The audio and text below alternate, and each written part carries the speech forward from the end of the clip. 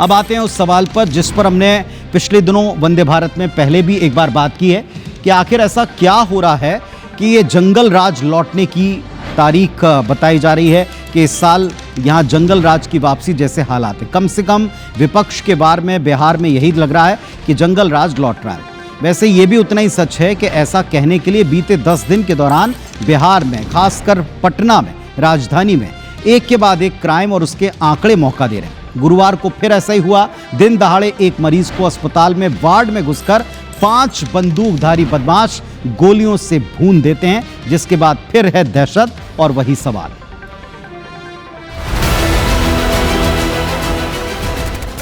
ये तस्वीरें उस बिहार की है जहां गोलियों की गूंज मां की लोरियों से ज्यादा सुनाई देती है और इसकी राजधानी पटना में इन दिनों हत्याओं का तो जैसे दौर सा चल पड़ा है।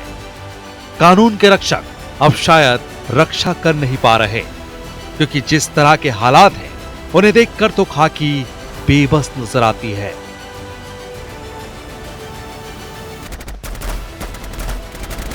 सत्रह जुलाई को पटना के पारस अस्पताल के आईसीयू वार्ड में घुसकर अंधाधुंध फायरिंग की गई। एक मरीज चंदन मिश्रा को गोलियों से भून दिया गया। इस गोलियों की गूंज से पूरा अस्पताल सहम गया। ना किसी ने उन्हें रोकने की जरूरत की और ना ही किसी में इतनी हिम्मत थी। चंदन ने मौके पर ही दम तोड़ दिया। यह घटना सुबह करीब 8:30 बजे हुई। इससे अस्पताल में अफरा तफरी मच गई। अस्पताल प्रशासन ने तुरंत पुलिस को सूचित किया। घटना की सूचना मिलते ही शास्त्री नगर थाना पुलिस और पटना सेंट्रल रेंज के आईजी जितेंद्र राणा मौके पर पहुंचे। फॉरेंसिक साइंस लैब की टीम ने भी घटना स्थल का दौरा किया और साक्ष्य जमा किए। कई हत्याएं हुई हैं, होती पूरे बिहार में, और इस माह मई जून में ज्यादा मर्डर होते आई है वर्षों से। अप्रैल मई जून, जब तक बरसात नहीं होती है ये सिलसिला जारी रहता है, क्योंकि ज्यादातर किसान को कोई काम नहीं रहता है। एक बरसात होने के बाद लोग, कृषक समाज के लोग व्यस्त हो जाते हैं और घटनाएं घटती है। लेकिन अभी तक किसी की गिरफ्तारी की खबर नहीं है। अब इसे लेकर सियासी बयानबाजी भी शुरू हो गई है।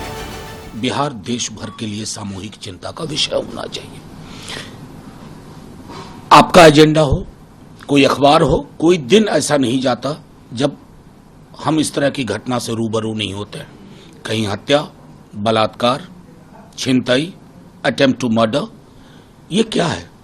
इसे हम रूल ऑफ लॉ कहेंगे? नेता प्रतिपक्ष जब कहते हैं तो तिलमिला जाते हैं बीजेपी के लोग। अस्पताल के अंदर जब उसकी सिक्योरिटी और सुरक्षा व्यवस्था है, फिर इस तरह की घटना बहुत ही दुर्भाग्यपूर्ण है और इसकी पूरी जांच तहकीकात होगी और कोई बचेगा नहीं अपराधी। सरकार संकल्पित है। बिहार के मुख्यमंत्री जी कह चुके हैं कि पाताल से भी ढूंढ के अपराधी को ठोकेंगे, अपराधी को पकड़ के लाएंगे, जो भाषा समझेगा वो भाषा समझाएंगे। सत्ता पक्ष जहां इसे लेकर कड़ी कार्रवाई की बात कह रही है, तो विपक्षी पार्टी लगातार बिहार में जंगल राज का नारा दे रहे हैं।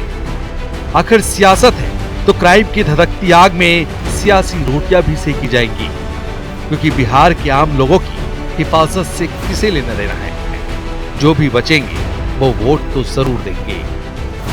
Bureau report, IBC 24।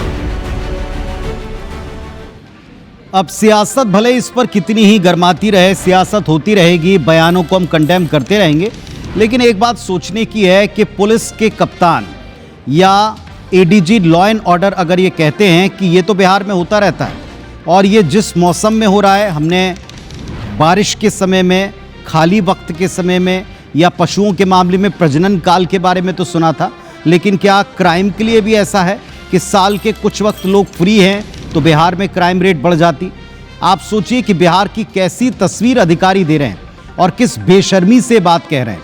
अगर ये उनका बयान है लॉ एंड ऑर्डर के ADG का, तो क्या उम्मीद की जा सकती है पुलिस महकमे से कि इसे कंट्रोल कर पाएंगे?